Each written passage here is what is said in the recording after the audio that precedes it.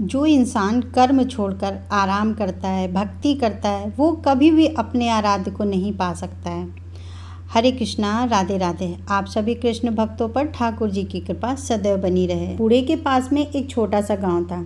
उस गांव में एक व्यक्ति रहता था, उसका नाम था माधव। अब माधव भगवान की भक्ति में माधव का बड़ा मन लगता था।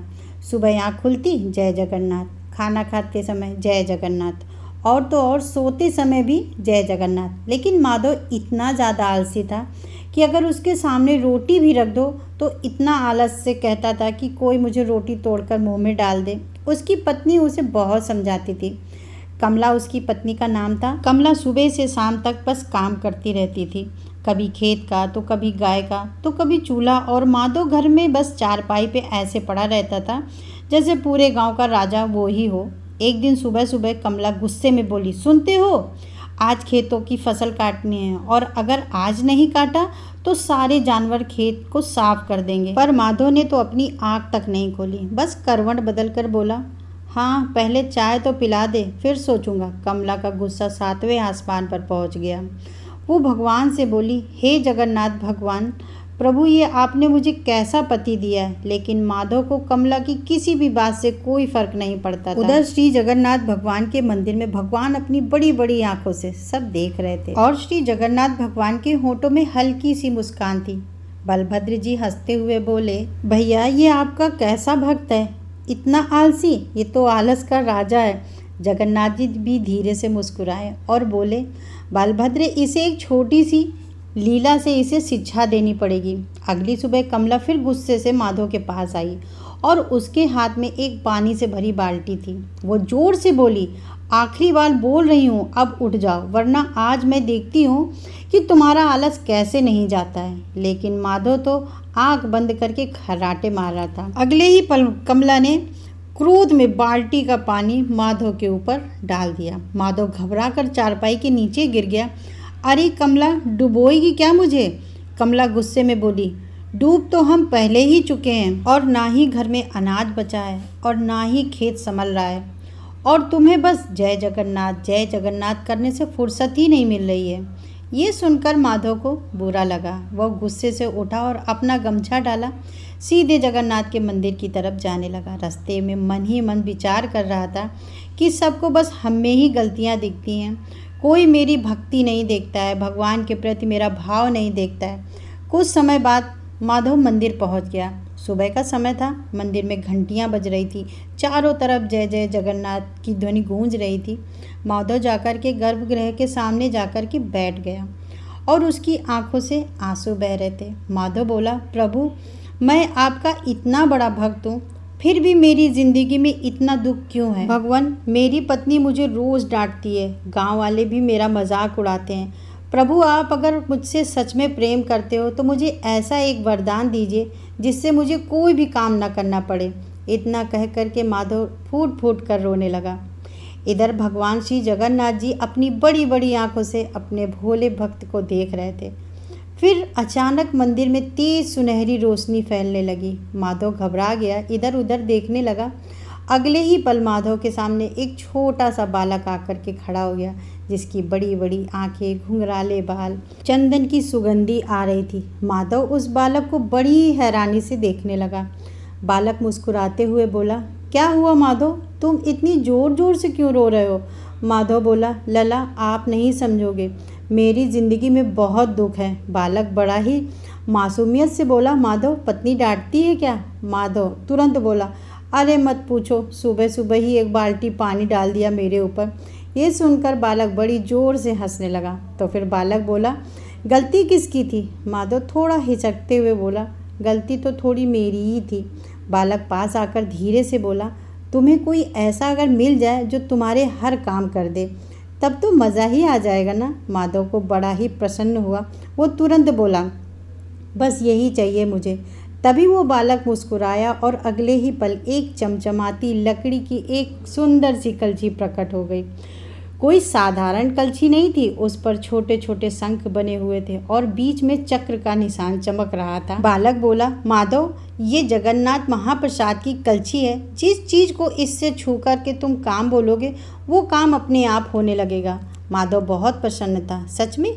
बालक मुस्कुराते हुए बोला, हाँ, लेकिन एक बात हमेशा याद रखना, अगर काम करते समय तुमने इसे गुस्से से रोकने की कोशिश की तो ये कलछी हमेशा के लिए गायब हो जाएगी। माधव बोला, अरे क्यों मैं रोकूंगा, और बड़ी ही खुशी मन से अब तो जिंदगी भर आराम करूंगा। बालक बस मुस्कुराता रहा, क्योंकि कोई साधारण बालक नहीं था, साक्षात श्री भगवान जगन्नाथ जी थे। माधव खुशी खुशी जादुई कलछी को लेकर घर पहुंचा और जोर से बोला, कमला देखो, आज से तुम्हारा पति बड़ा धनवान बन गया है। कमला रसोई से बाहर आई। उसने देखा कि माधव के हाथ में एक चमचमाती हुई कलछी, तो बोली, अरे ये क्या उठा लाए? माधव बड़े ही उत्साहित मन से बोला, ये कोई साधारण कलछी नहीं है, ये स्वयं भगवान श्री जगन्नाथ जी ने दी है मुझे। कमला ने आंखें घुमाई और बोली, हाँ हाँ, कल शायद खेत भी तुम्हारा जोत जाएंगे भगवान जगन्नाथ जी। माधव बोला, अरे सच में, मैं सच बोल रहा हूँ, देखो मैं अभी तुमको दिखाता हूँ। माधव ने कलछी को चूल्हे पर रखा और बोला, मेरे लिए गर्मा गर्म चाय बना दो। और अगले ही पल रसोई में रखे सारे बर्तन अपने आप हिलने लगे। दूध खुद ब खुद बर्तन में गिरा, गुड़ अपने आप डला, चाय की पत्ती अपने आप ही गिर गई। कमला डर के कारण पीछे हट गई और कुछ ही सेकंड में गर्मा गर्म चाय बनकर माधव के हाथ में आ गई। माधव ने बड़े आराम से चाय पी। वाह, आया अब जीवन का आनंद। कमला अभी भी बड़ी हैरानी से कलछी को देख रही थी। उसे अपनी आंखों पर विश्वास नहीं हो रहा था। इधर माधव का आलस और बढ़ गया। थोड़ी देर बाद वो चारपाई पर लेट गया और बोला, कलछी, मुझे जरा सा बेना डुला दो। फिर क्या था, कोने पे रखा हाथ वाला पंखा अपने आप ही आया और हवा करने लगा। माधव आंखें बंद करके राजा की तरीके रहने लगा। कमला गुस्से में बोली, हे भगवान श्री जगन्नाथ जी, आपने वरदान दिया है या मेरे लिए एक नई मुसीबत भेज दी है प्रभु। उधर मंदिर में भगवान श्री जगन्नाथ जी और बलभद्र जी ये सब देखकर मुस्कुरा रहे थे। बलभद्र जी बोले, भैया ये तो पहले से भी ज़्यादा आलसी बन गया है। जगन्नाथ जी हंसकर बोले, अभी तो लीला शुरू हुई है दाऊ। अब तो माधव की ज़िंदगी भी पूरी तरीके से बदल चुकी थी। सुबह उठते ही वो खुद बिस्तर से नहीं उठता था और आंखें भी सही से नहीं खोलता था और बोलता था, कलछी जरा मेरा मुंह तो धुल दो, और अगले ही पल पानी उसके चेहरे पर गिरता, यहाँ तक कि तौलिया भी अपने आप घूमने लगती। कमला ये सब देखकर बड़ी परेशान अपना सर पकड़ लेती और बोली, हे भगवान, अब ये इंसान है या घर का राजा। धीरे धीरे पूरे गांव में माधव की चर्चा होने लगी। कोई कहता माधव के घर में भूत काम करता है, तो कोई कहता अरे नहीं, भगवान श्री जगन्नाथ जी ने इसको सिद्धि दी है। और इधर माधव अब तो खेत जाना भी बंद कर दिया। कमला गुस्से में बोली, सुनो, खेत में पानी देना है, नहीं तो फसल सूख जाएगी। माधव चारपाई पे लेटे लेटे बोला, अरे इतनी सी बात है। उसने अपनी कलछी उठाई, पानी को छुआ और बोला, जा पूरे खेत में पानी दे के आ। पूरे खेत में पानी ही पानी हो गया। अब गांव वाले ये सब देखकर एक बूढ़ा व्यक्ति बोला, अरे हमने ज़िंदगी में बहुत चमत्कार देखे, पर ऐसा आलसी सिद्धि हम पहली बार देख रहे हैं। और इधर माधव आराम से सो गया और तभी दोपहर में बिजली चली गई, पंखा बंद हो गया। माधव पसीने से पूरा भीग गया और चिल्लाया, अरे गर्मी से मेरी जान निकल रही है। फिर अचानक से उसकी नज़र कलछी पर गई। माधव मुस्कुराया, अरे हाँ। उसने कलछी को हाथ वाले पंखे को छुआ और बोला, जब तक बिजली ना आए तब तक मुझे हवा करते रहना। पंखा अपने आप माधव को हवा करने लगा। माधव आंखें बंद करके आराम करने लगा। उसे क्या पता था, उसका ये आलस ही धीरे धीरे उसकी मुश्किलें बढ़ाने वाला था। एक दिन दोपहर का समय था। कमला रसोई में एक साधारण सा खाना बना रही थी। उधर माधव का मन आज कुछ खाने का अलग कर रहा था। वो चारपाई पर लेटा लेटा सोचने लगा, रोज़ ही दाल चावल रोटी, रोज़ ही दाल रोटी, आज कुछ अच्छा खाना चाहिए।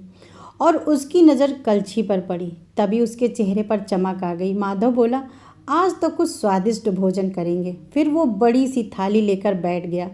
माधव बोला, मेरे लिए तरह तरह के स्वादिष्ट पकवान लाइए। फिर क्या था, अगले ही पल थाली चमकने लगी। गर्मा गर्म खिचड़ी, घी से भरे मालपुए, रसगुल्ले, लड्डू, खाजा, महाप्रसाद की तरह की मीठी खुशबू से पूरा घर महक गया।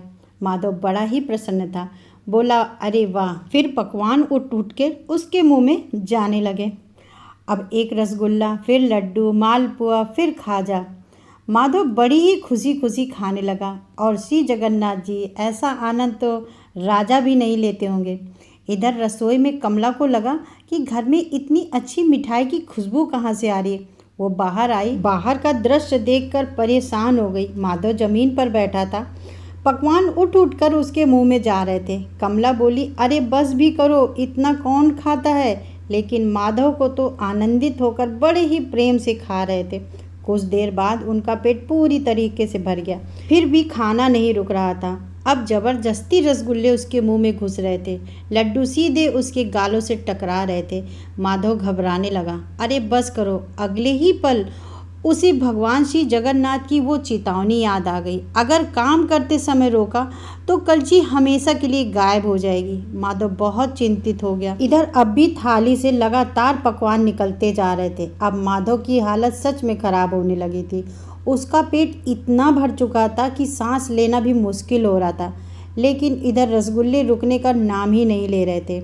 एक रसगुल्ला उसके मुंह में फंस गया, दूसरा उसके मुंह में। माधव दोनों हाथ जोड़कर बोला, मेरे प्रभु, मेरे भगवान, मेरे श्री जगन्नाथ जी, अपने भक्त पर दया करो। कमला घबरा गई, माधव से बोली, अरे इसे रोको नहीं, तुम फट जाओगे। माधव रोते हुए बोला, नहीं, मैं नहीं रोक सकता, वरदान चला जाएगा। कमला गुस्से में बोली, वरदान बचाओगी या फिर अपनी जान। अब माधव के चेहरे में पसीना बहने लगा, उसकी आंखें बाहर निकल आईं। उसे समझ आने लगा कि बिना मेहनत का सुख आखिर कितना बुरा होता है। इधर मंदिर में भगवान श्री जगन्नाथ जी शांत बैठकर अपने भक्त को देख रहे थे। बलभद्र जी बोले, भैया अब तो इसे सबक मिल गया होगा। भगवान जगन्नाथ जी मुस्कुराए, बस थोड़ी देर और दाओ। इधर घर में माधव की हालत और खराब हो गई। एक बड़ा सा लड्डू सीधे उसके मुंह में अटक गया। माधव की आंखें बाहर आ गईं। ये देखकर कमला जोर से चिल्लाई, माधव। आखिर माधव डर गया। उसे समझ आ गया कि अब भी नहीं रोका तो सच में उसकी जान चली जाएगी। और फिर आंखों से आंसू भरकर माधव जोर से चिल्लाया, बस कर, रुक जा। जैसे ही ये शब्द मुंह से निकले, पूरे घर में अचानक से शांति हो गई। अगले ही पल हाथ में पकड़ी कलछी भी धीरे धीरे चमकने लगी और माधव डरते डरते उस कलछी को देखने लगा। कलछी की चमक धीरे धीरे बढ़ती जा रही थी और फिर जादुई कलछी गायब हो गई। माधव की आंखों से आंसू निकल पड़े। मेरा वरदान। कमला भी शांत खड़ी थी। पूरा घर शांत हो गया था। पूरे घर में पड़े थे रसगुल्ले, लड्डू, मालपुए और बीच में बैठा था माधव। आखिरकार माधव को अपनी गलती समझ आ चुकी थी। माधव धीरे से उठा और उठकर के श्री जगन्नाथ जी के मंदिर जाने लगा। इस बार ना उसके चेहरे पे कोई घमंड था और ना ही आराम पाने की खुशी, बस पछतावा था। मंदिर पहुंचकर सीधे भगवान के सामने गिर पड़ा और फूट फूट कर रोने लगा और रोते हुए बोला, भगवान, मैं कितना मूर्ख था। आपने मुझे वरदान दिया और मैंने उसे आलस में यूं ही बर्बाद कर दिया। मैं हर छोटे से काम के लिए दूसरों पर निर्भर हो गया था। आज समझ में आया कि बिना मेहनत का सुख अंत में दुख ही देता है। इतना कहते ही अचानक से मंदिर में हल्की सी रोशनी फैलने लगी। माधव ने इधर देखा, वही छोटा सा सांवला सा बालक उसके सामने खड़ा हो गया, मुस्कुरा रहा था। बालक बोला, माधव, भक्ति बहुत अच्छी है, लेकिन जो इंसान कर्म छोड़कर आराम करता है, भक्ति करता है, उसे कभी भी अपने आराध्य नहीं मिल सकते। दुनिया में हर जीव को अपना काम खुद करना पड़ता है, यहाँ तक मैं भी। माधव रोते रोते भगवान श्री जगन्नाथ जी के चरणों में गिर पड़ा और बोला, प्रभु, अब मैं आलस नहीं करूँगा। उस दिन के बाद से माधव सच में बदल गया। अब तो वो सुबह जल्दी उठता, खेत जाता, कमला की मदद करता और काम करते करते उसके होठों पर हमेशा रहता, जय जगन्नाथ, जय जगन्नाथ। धीरे धीरे उसके घर में खुशियाँ भर गईं। अब कमला भी मुस्कुराकर कहती, लगता है मेरे पति को आखिरकार श्री जगन्नाथ भगवान ने सीधा ही कर दिया। जय भगवान श्री जगन्नाथ की। चलती हूँ, राधे राधे।